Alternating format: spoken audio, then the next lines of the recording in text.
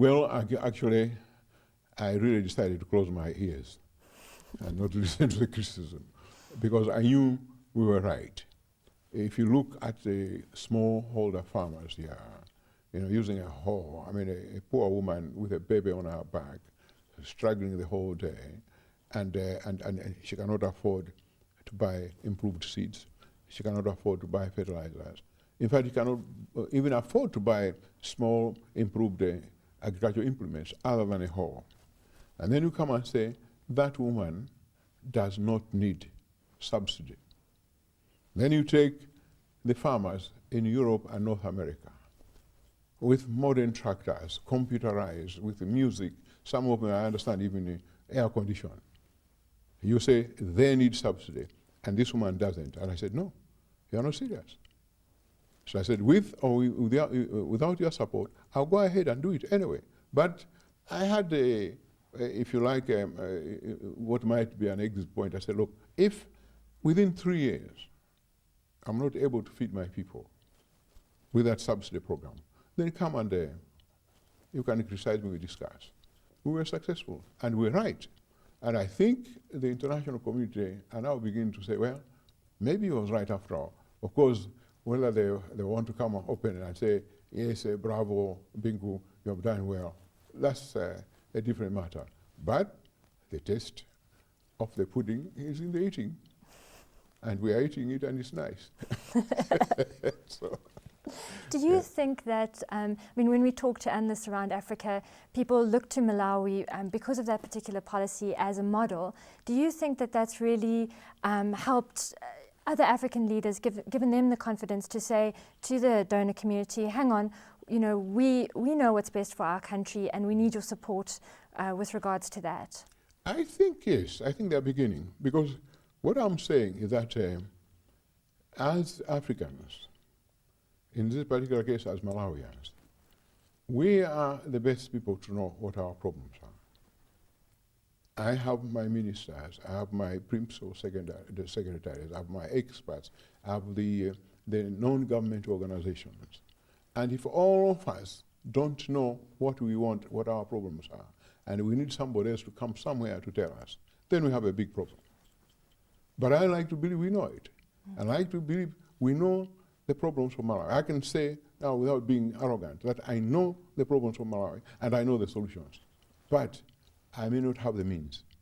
Some might say that you have perhaps taken quite a hardline approach in terms of the buyers of tea, tobacco and cotton.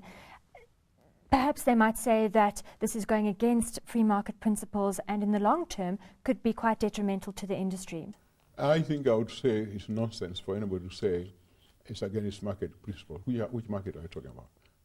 When they say marketing. Tobacco, there's no such thing as international market. The grower has no say in this. The grower grows tobacco or cotton. And then you go to these middlemen companies who come and buy. And then they behave as if they are the final thing. They are the ones that go to sell to international companies at pre-fixed prices. So there's no such thing as an international market for tobacco or cotton. They're just cheating us. And they will come and say, we are working on market forces. I ask them, which forces? There are no market forces in tobacco. They buy very low price, they sell very high prices, they keep the profit to themselves. And I've been saying, no, I'm not saying I want to take all your profit, but raise the price of tobacco for my people. And we agree. After we agree, they renege on that one. They don't want to do it. Another area which you've been quite strongly focused on is not devaluing the kwacha, saying that it is better for business to keep it as it is strong. Under the current sort of foreign currency shortages that Malawi is seeing at the moment, is this still your viewpoint? The shortage of foreign exchange is not because that the kwacha is not valued. In fact, people are saying overvalued. And I've asked economists to tell me what is the correct value, because then above that is overvalued, below that is devalued. What is the correct? They don't say. These are things we put in economic textbooks. They are saying if we devalue the kwacha, then we make our exports competitive. Which exports? Tobacco is never affected by the kwacha. You can devalue anything, it will not be affected. Tea is not affected, they are fixed markets. Cotton is not affected. So, you devalue the kwacha, who benefits?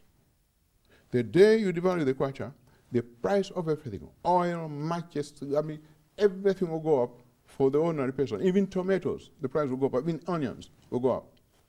So the inflation goes up. And I'm saying that the IMF has a contradiction in their minds. They don't know what they're talking about. They talk about macroeconomic stability. What is stability? Stability is a level. The moment you take one of the parameters and devalue, that stability is disturbed. Because then inflation comes in. And they're saying they're for macroeconomics. So I don't know what kind of economics are at the IMF. Yeah. And I'm ready to meet them, to tell me. I want one person to tell me one good reason or one advantage that will accrue to Malawi for devaluation. Nobody is. So, you see, I will make your exports competitive. Which exports? Perhaps 10 years from now, if we have a range of products that we are manufacturing that are going on the international market, perhaps then the case of devaluation will make sense. But at the same time, have you ever heard the Americans, the British, the Germans, the French, the Chinese, the Japanese devaluing? When did we hear them devaluing their currencies? Okay. But they're asking us to devalue. They themselves don't devalue. I don't know. So I'm just keeping my ground, and really until someone convinces me, kwacha will not devalue.